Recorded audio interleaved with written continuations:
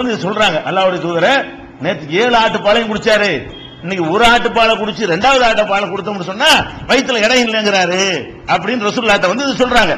அப்ப ரசூல் ஸல்லல்லாஹு அலைஹி சொல்றாங்க, அல் மூமினு யஷ்ரபு ஃபீ மிஅன் வாஹிதின் வல் காஃபிரு யஷ்ரபு ஃபீ சப்அத்தி அம்ஆஇன். மூமின் இருக்கிறானே ஒரு வயித்துக்கு சாப்பிடுகிறான். அல்லாஹ்வை உறுதியாக நம்பக்கூடிய ஒரு மூமின் வந்து ஒரு வயித்துக்கு சாப்பிடுகிறான். அல்லாஹ்வை நம்பாதவர்கள் 7 வயித்துக்கு சாப்பிடுகிறார்கள். அப்ப நமக்கெல்லாம் ஆச்சரியமா இருக்கு, எப்படி இது முடியுதுன்னு சொல்லிட்டு. ஏன்னு கேட்டா அந்த உணவுக்குள்ள அல்லாஹ் வந்து பரக்கத்தை செஞ்சுட்டான்னு வைங்க, அவ்வளவு உணவு மனுஷனுக்கு தேவை கிடையாதுங்க. அவ்வளவு உணவு மனுஷனுக்கு தேவையே கிடையாது. இவ்வளவு போதும், இவ்வளவு இருந்தா போதும், மனுஷன் வாழ்வதற்கு போதுமானது. அதுக்கு மேல உள்ளதெல்லாம் கழிவாத்தான் போகுமே தவிர அதுல இருந்து எந்த ஒரு சத்தையும் நம்ம உடம்பு உறிஞ்சிக்கிறவும் செய்யாது. தேவையான உறிஞ்சிக்கிட்டு மத்தெல்லாம் செஞ்சிடும், வெளியே சக்கையா தள்ளி விட்டுரும். அதனால வந்து ஒரு மனிதன் வாழ்வதற்கு அது போதும் பொழுது மனசாக்கு பிடிச்சி இழுக்குது, உன்ன தள்ளு, அது பலூன்ல காத்து குதுற மாதிரி என்ன செய்யறது, ஊதி விடுற அது மாதிரி போட்டு சாப்பிட்டுட்டு இருக்கிறோம். ஆனா ஒரு இறை நம்பிக்கை உள்ளவனுக்கு அல்லாஹ் என்ன பண்றான்னு கேட்டா இப்படி ஒரு மறைமுகமாக ஒரு ஹெல்ப் பண்ணிடுறான்னு சொல்லி நபிகள் நாயகம் ஸல்லல்லாஹு அலைஹி வஸல்லம் சொன்ன செய்தி சஹீஹ் முஸ்லிம்ல 3843வது ஹதீஸ்ல பார்க்கிறோம். இதே மாதிரி வந்து புகாரியில ஒரு ஹதீஸ் வருகிறது, இது பருகுவதை குடிக்கிறத பத்தி உள்ளது. மூமின் வந்து ஒரு வயித்துக்கு குடிக்கிற எஸ்ரபு தானே வருது, குடிக்கிற மேட்டரா இருக்கனால அதை சொன்னாங்க. இன்னொரு இடத்துல சொல்றாங்க, அல் மூமினு யஅகுலு ஃபீ மிஅன் வாஹிதின். மூமின் வந்து ஒரு குடலுக்கு சாப்பிடுகிறான், ஒரு வயித்துக்கு சாப்பிடுகிறான். ஒல் காஃபிரு யஅகுலு ஃபீ சபாத்தி அம்ஆஇன். முஸ்லிம் அல்லாதவன், இஸ்லாத்தை ஏற்றுக்கொள்ளாதவன் வந்து 7 வயித்துக்கு சாப்பிடுகிறான் என்று நபிகள் நாயகம் ஸல்லல்லாஹு அலைஹி வஸல்லம் சொன்னது வந்து புகாரியில 5393, 5394, 5396, 5397 இந்த நம்பர்கள்ல இந்த ஹதீஸ் நீங்க பார்க்கலாம். அப்ப இந்த உணவுகள்ல வந்து நம்ம அல்லாஹ் எப்படி பரக்கத் செய்வான்னு கேட்டா, உன் வருமானம் 2000 ரூபாய் நீ நினைக்கிற, கவலையே படாத. 2000 ரூபாய்க்கு உள்ள அது சில மெத்தட் இருக்கு அந்த பரக்கத்தை நம்ம பெறுவதற்கு. ரசூலுல்லாஹ் சொல்லி தரக்கூடிய அந்த வழியை மட்டும் நீங்க கையாண்டீங்கன்னு சொன்னா நீங்க அந்த ரிசல்ட் பாப்பீங்க. அவன் வச்சுக்கிற 10,000 ரூபாயும் சரி, நீ வச்சுக்கிற 2000 ரூபாயும் சரி, அவன் வச்சுக்கிற 20,000 ரூபாயும் சரி, நீ வச்சுக்கிற 1000 ரூபாயும் சரி என்கிற அளவுக்கு அல்லாஹ் என்ன செய்வான், கண்ணுக்கு தெரியாம ஒரு விஸ்தீர்ணத்தை மறைமுகமான ஒரு அருளை இந்த ஆட்டுக்கு செஞ்சிருக்கிறானே அந்த மாதிரி செய்வான். அதுக்கு தான் ரசூல் ஸல்லல்லாஹு அலைஹி வஸல்லம் சொன்னாங்க, தஆமுல் இஸ்னைனி, 2 பேர் சாப்பிடுகிற தஆமுல் வாஹிதி யக்ஃபில் இஸ்னைனி. ஒரு ஆள் சாப்பிடுவாங்கல்ல பொதுவாக, அந்த சாப்பாடு யக்ஃபில் இஸ்னைனி 2 பேருக்கு போதும். ஒரு ஆளுக்கு சாப்பாடை போடு, 2 பேர் தின்னு, தாராளமா போதும். மனசுதான் காரணம், உள்ள இழுக்கிற காரணம் என்ன, மனசு தொந்தி தான் வைக்குமே தவிர அதனால ஒரு புண்ணியம் இல்ல. ரசூல் ஸல்லல்லாஹு அலைஹி வஸல்லம் அழகா சொல்றாங்க, தஆமுல் வாஹிதி யக்ஃபில் இஸ்னைனி, ஒரு ஆளுடைய உணவு 2 பேருக்கு போதும். தஆமுல் இஸ்னைனி யக்ஃபில் அர்பா, 2 பேருடைய உணவு 4 பேருக்கு போதும். தஆமுல் அர்பாத்தி யக்ஃபி சமானியா, 4 பேர் உணவு 8 பேருக்கு போதும் என்றெல்லாம் நபிகள் நாயகம் ஸல்லல்லாஹு அலைஹி வஸல்லம் அவர்கள் நம்ம உணவுகள்ல வந்து பரக்கத் இருக்குங்கிறது சொல்றாங்க. அப்படி ஒரு ஆள் உணவு 2 ஆளுக்கு இப்படி போதும், அல்லாஹ் வந்து மறைமுகமா அதுக்குள்ள அருள் செஞ்சா தான் போதும். இல்லாட்டி எப்படி ஒரு ஆளுக்கு ஒரு ஆளுக்கு தானே போகுது. ஒரு ஆளுடைய உணவு அவங்களே இந்த வார்த்தையை பயன்படுத்திடுறாங்க. பயன்படுத்தி 2 பேருக்கு போதும்னா என்ன அர்த்தம்? அப்ப ஒரு ஆளுக்குள்ள உணவா இருந்தாலும் நீ மூமினா இருந்தால் உனக்கு அல்லாஹ் செய்யற பரக்கத்தினால 2 பேருடைய பசி அது போய்க்கிறோம். 4 பேருக்கு உள்ள சாப்பாட்டை போட 8 பேர் திங்கலாம். தன்னால நீ அந்த பரக்கத்தை நீ பாப்ப, யாரும் பட்டினியா கிடக்க மாட்டாங்க, எல்லாம் மனம் நிறைஞ்சு போயிரும் அப்படிங்கறத சொல்றாங்க. இது சஹீஹ் முஸ்லிம்ல 3837வது ஹதீஸாகவும் 3836வது ஹதீஸாகவும் 3838வது ஹதீஸாகவும் இது இடம்பெற்றிருக்கிறது. இந்த மாதிரி உணவுகள்ல கூட என்ன இருக்கிறது, பரக்கத் இருக்கிறது. இந்த பரக்கத்து வந்து எப்ப நமக்கு கிடைக்கும் என்று கேட்டால் அதுக்கு சில ஒழுங்குகள் இருக்கு. இந்த உணவை பொறுத்த வரைக்கும் நபிகள் நாயகம் ஸல்லல்லாஹு அலைஹி வஸல்லம் சொல்றாங்க, அமர பில் அகில் அஸாபி வஸ்ஸஹபதி வகால இன்னக்கும் லா தத்ரூன ஃபி ஐஹில் பரக்கா.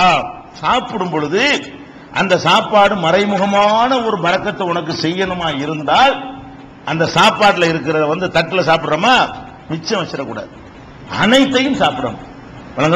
கைகளை நல்லா சூப்பி சாப்பிடணும். அந்த மாதிரி நீங்க சாப்பிட்டீங்க அப்படி சொல்றாங்க, தட்டுகளையும் கைகள் நல்லா வலித்து சாப்பிடுங்கள். அப்படி சாப்பிட்டீங்க என்று சொன்னா அதுல வந்து எந்த இடத்தில் அல்லாஹ்வுடைய பரக்கத்து இருக்குன்னு உங்களுக்கு தெரியாது. ஒருவேளை அந்த விரல்ல ஒட்டிட்டு இருக்கு, அதுல கூட அந்த பரக்கத்து இருக்கலாம். அது போனவனே செஞ்சிரு அப்படி மனம் நிறைஞ்சிடும், ரொம்ப ஓவரா இங்க நிக்கிற மாதிரி தெரியும். சாப்பிட்டு இருப்போம், நமக்கு எப்படி தெரியும்? இங்க இருக்க மூக்கு முட்டை சாப்பிட்டேன், ஒரு வாழைப்பழத்துக்கு கூட இடம் இல்லைன்னு நம்ம சொல்லிடுவோம். எப்ப கொஞ்சம் தான் சாப்பிட்டு இருப்போம். அப்ப அதுல நமக்கு அறியாமல் நமக்கு தெரியாத ஒரு பரக்கத்து அதுக்குள்ள இருக்கிறதுனால இப்படி நடக்கும் என்று ரசூல் ஸல்லல்லாஹு அலைஹி வஸல்லம் சொல்றாங்க. அப்ப இந்த உணவுகள்ல நீங்க அல்லாஹ்வுடைய பரக்கத்தை அடைய பார்க்கணும். சம்பாதிக்கிறதுக்கு முயற்சி பண்ணுங்க. கம்மியா தந்துட்டானா உள்ளதை கொண்டு போதுமாக்கணுமா? போதுமா அல்லாஹ் நிச்சயமா பரக்கத்து செய்வான். முதல்ல நம்பணும் இந்த பரக்கத்தை. இந்த பரக்கத்துன்னு ஒண்ணு இருக்குதுங்கிறது என்ன செய்யணும்? 100% 100% நம்பணும். நம்பி விட்டு இந்த வழிமுறைகளை நீங்கள் கையாண்டீர்கள் என்று சொன்னா கண்டிப்பா உங்களுக்கு போதுமான பரக்கத்து அதிலே கிடைச்சு போயிடும். குறைந்த அளவு அரிசியை போட்டு அதிகமான பேர் நீங்க சாப்பிட்டு விடலாம். அது மாதிரி பகலுக்கு உள்ள மிச்சமாயி ராத்திரிக்கு மிச்சமாயி போயிடும். ஒரு வேளைக்கு தான் நீங்க போட்டிருப்பீங்க, அதே ராத்திரிக்கு சாப்பிட்டா மிச்சம் தானே. அந்த மாதிரி நமக்கு அறியாமல் என்ன வயிறு மிச்சமாயி போயிடும். இது எங்க இருக்குன்னு கேட்டா முஸ்லீம்ல 3792வது ஹதீஸையும் 3796வது ஹதீஸையும் இது இடம்பெற்றிருக்கிறது. அதே மாதிரி ரசூல் ஸல்லல்லாஹு அலைஹி வஸல்லம் சொல்றாங்க, அல் பரக்கத்து தன்சிலு வஸ்ததாமி வகுலு மின் ஹாபியத்திஹி வலா தகுலு மின் வஸ்திஹி. சாப்பிடும் பொழுது நடுவுல சாப்பிடாதீங்க. இது நாம அந்த பரக்கத்துங்கிறது மறைமுகமான ஒரு அருள். இதுல லாஜிக்கெல்லாம் கட்டிட கூடாது. ரசூலுல்லாஹ் சொன்னா கரெக்டா இருக்கும்ங்களா? இது லாஜிக்கு மீறி நடக்குது. இப்ப பரக்கத்தினாலேயே லாஜிக்கு மீறி தான் நடக்குது. ஆடு உள்ள விஸ்தீர்ணம் பெருகி இருக்குன்னா லாஜிக் ஏதாவது இருக்குதா? லாஜிக்கு தூக்கி மிதிச்சுட்டு தான் நடந்துகிட்டு இருக்கிறது. அதனால அதிகம் நடுவுல செஞ்சா என்ன, ஓரத்துல இருந்தா என்னன்னு கேட்கக்கூடாது. சாப்பாடு தட்டு வச்சுட்டோமா ஓரத்துல இருந்து சாப்பிட்டுட்டு போகணும். நடுவுல எடுத்து நடுவு காலி பண்ணி குறைஞ்சி சாப்பிடக்கூடாது. வழங்குதா? அப்ப நீங்க ரசூலுல்லாஹ் என்ன சொல்றாங்கன்னு கேட்டா, அல் பரக்கத்து தன்சிலு வஸ்ததாம். சாப்பாட்டின் நடுவில் தான் அல்லாஹ்வுடைய பரக்கத்து இறங்குகிறது. அதனால நீங்க என்ன செய்யுங்க என்று கேட்டா, அதன் ஓரப்பகுதியில் இருந்து சாப்பிடுங்கள். ஒரு ஆள் சாப்பிட்டாலும் ஓரமா, 2 பேர் சாப்பிட்டா 2 ஓரத்துல சாப்பிடுங்க. நடுவுல சில பொருள் கறிகிரி வச்சா அதை எடுத்துக்கலாம், அது ஒரு விஷயம். இன்னொரு பாத்திரத்துக்கு பதிலாக நடுவுல வச்சுக்கிறோம். அப்ப கறியை தொடக்கூடாது நினைச்சுக்க கூடாது. தட்டுற சோத்தெல்லாம் வச்சு நடுவுல கறியை வச்சுட்டு நடுவுல சாப்பிடக்கூடாது. அந்த சோத்தை தான் வணங்குதா. கறி இன்னொரு தட்டுல வைக்கிறதுக்கு பதிலாக நடுவுல கொண்டு வச்சுக்கிறோம்.